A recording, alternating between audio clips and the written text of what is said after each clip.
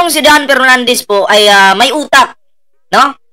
Si Ruben Padilla naman, kabaliktaran po. Siguro pwede na to si Ruben Padilla maging vlogger na lang. Mukbanger po, mukbanger. Ha? Oo. Imagine senador pero walang nagawa. Taga-hatid po siya ng nag-walk out diyan sa Senado. Ma'am, baka pwede pong maihatid ko na po kayo. Dahil tinadyakan ka na palabas ng Senado, ma'am. Ako na yung bahala sa'yo, ma'am. Kuha ba yung boses? Mukhang palpak yata eh. Nabulabog po ngayon itong mga galit dito kay Dan Fernandez. Nabulabog sila.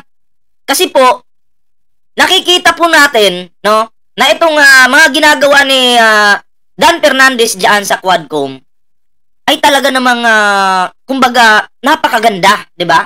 Kasi tinututukan po nila ang issue, no? Lalong-lalo na ang issue ng mga Duterte. Wala po silang pinipili, 'di ba? Hindi po sila one-sided, 'di ba? Hindi po. Hindi katulad diyan sa Senado na ito si Bato one-sided, Ruben Padilla one-sided. Pero diyan po sa Quadcom, atas po sila. Except lang dyan kay, Marco Beta. Ay, Marco Beta tuloy. Diba? So, ito po. Panoorin at bigyan po natin to ng reaksyon. Nag-compute ka, hindi? Hindi po, Your Honor. Hindi ka nag-compute sa loob ng 7 taon. Alam nyo na may reset.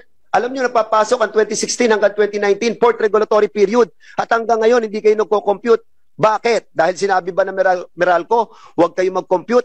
Kasi kapag pinagbatayan natin ang parameters ngayong 2014, napakababa at tataas ang singil sa taong bayan. At kapag ganon, wala na kayong makukuha, wala kayong matatanggap.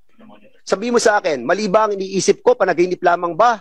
O tunay na nangyari ang bagay na yon? Bakit ito yung Bakit ito yung nakikita niyo sa screen ngayon? Bakit ito? Kasi po, pinapakita ko sa inyo na ganyan po kagaling ang nag-iisang Dan Fernandez. Kumbaga, kung may Ruben Padilla, merong Dan Fernandez, no? Si Ruben Padilla ay dumilang po ng kuko ni Dan Fernandez. Pasensya na kung sinisigit ko yung mga idol nyo dyan na si Ruben Padilla. Tinatawag pa niya yung sarili niyang Robin Hood. Diba? Robin Hood. Proud siya, Robin Hood. Bakit? Bakit po Robin Hood?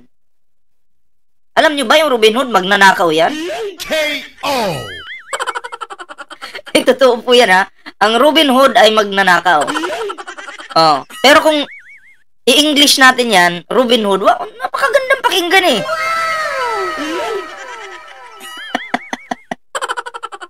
Diba? Robin Hood, putang inang galing, diba? Robin Boy Silly. Ay puta, binago na pala.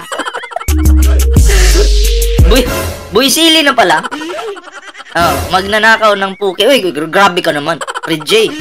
Huwag mo idama yung mga ganyan kasi hindi naman babaero yun. Hindi naman yun yung issue eh. Pero pag sinabi nating Robin Hood, alam na po. 'Di ba? Ang pangalang Robin Hood, magnanakaw. Pero pag sinabing Dan Fernandez, siya po yan. Yan po siya. Yun yung pagkataon niya.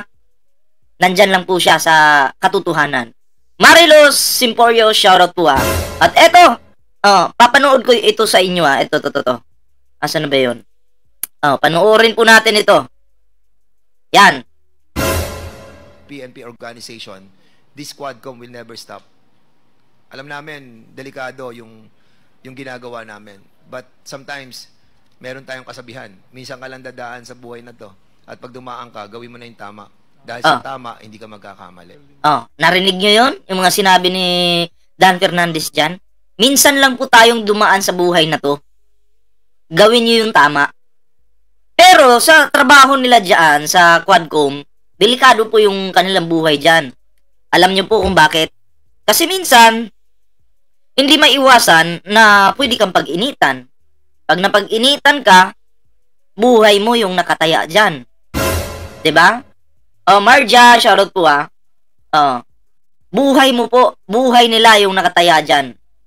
'Di 'Diba? So, salute tayo dyan kay Dan Fernandez, no? Kaya, suportahan po natin yan. Ibuto po natin yan, no? Sa darating na eleksyon. O, dyan sa Santa Rosa, 'di ba? Laguna. Yan. Suportahan po natin. Ayan ha, shoutout sa mga taga Laguna. Sino bang taga Laguna dyan? Press 1 nga kayo.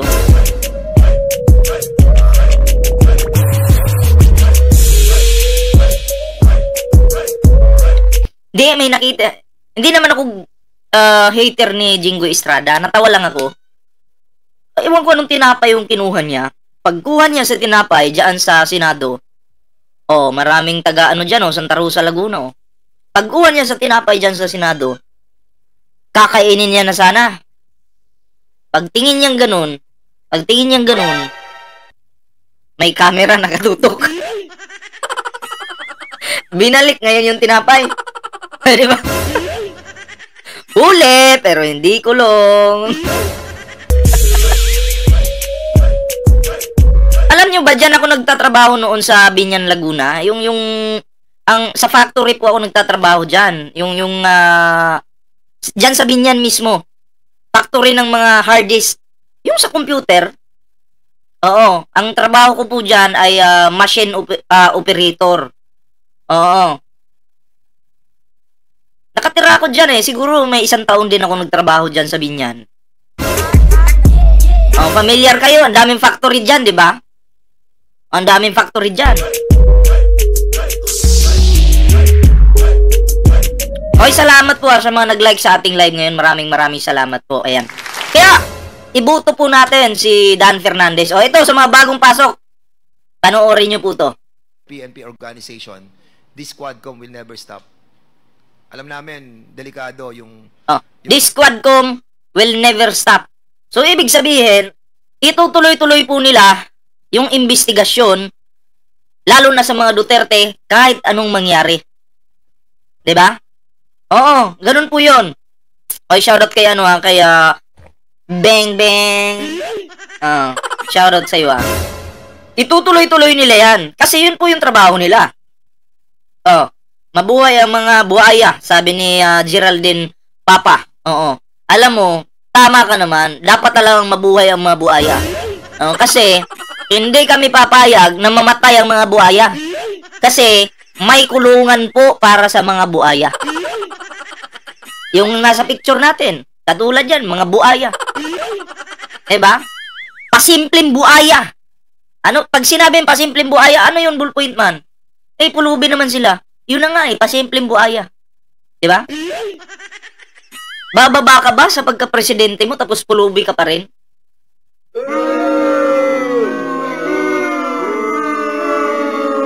Sinong niloloko mo? Bababa ka sa pagka-presidente mo tapos pulubi ka pa rin? Puta eh! Kung ako maging presidente, gagayahin ko si Digong. Pagbaba ko sa pagka-presidente ko, pulubi pa rin ako. Pero yung mga ari-arian ko, nakapangalan sa iba. Kailangan maging buhaya din ako. Simpleng buhaya. 'Di ba? Yan kasi, kung ano yung sinasabi ni ng mga vloggeran sa inyo, or anong sinasabi ng mga Duterte sa inyo, pinapaniwalaan nyo agad. Pinapaniwalaan nyo agad kasi ang tawag sa inyo ay mga uto-uto. Diba? Mga uto-uto. Kami kasi, hindi kami agad naniniwala. Hindi. Ang ginagawa namin, nagre-research kami kung totoo ba yung sinasabi nito, diba? Hindi porket sinabi ni Juan, maniwala na agad kami. Lalo na pa, pag isimin na yung nagbalita, paniwalang-paniwala yung mga tanga. Diba? Ang tawag sa inyo, uto-uto. Alben Landilar, shoutout po Elizabeth Moretucci, mega love shoutout po. At least, in-explain ko na kayo ay mga uto-uto. Delikado yung ginagawa namin. But sometimes, meron tayong kasabihan. Minsan ka lang dadaan sa buhay na to. At pag dumaan ka, gawin mo na yung tama. Dahil sa tama, hindi ka magkakamali. Tama naman si Dan Fernandez. Pero si Digong iba. Minsan ka lang dumaan sa buhay na to. Kaya gawin mo na ang pagnanakaw.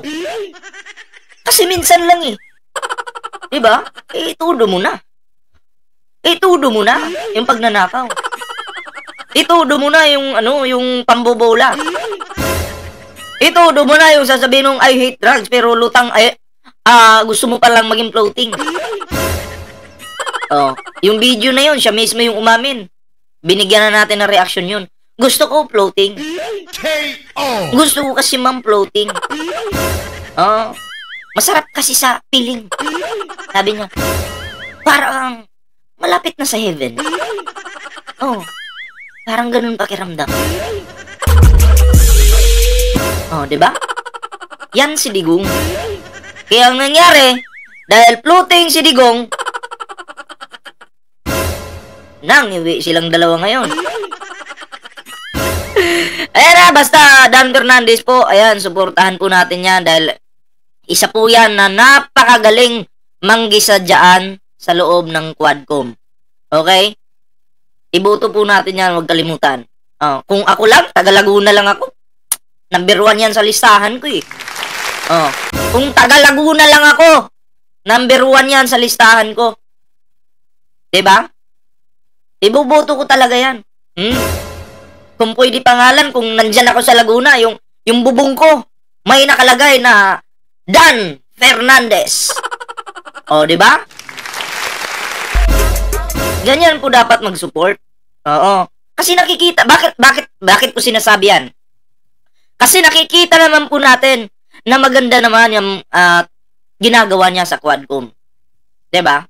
Nagtatrabaho siya ng maayos. Kahit tingnan natin na delikado yung ginagawa niya. Pwede niyang ikapahamak yan. Pwede siyang pag-initan, pero tingnan mo, pinupush nila yan. At maraming nasagasaan. Maraming nag-iyakan. Kaya nga siya sinisiraan ngayon eh. Dahil sa pulang kalaban.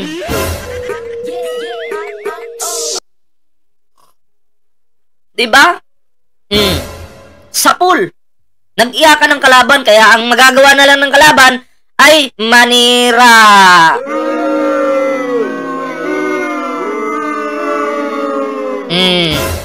Ma'am Ebiske 11, shoutout po Yan lang po ang kaya nilang gawin, ang siraan po si Dan Fernandez.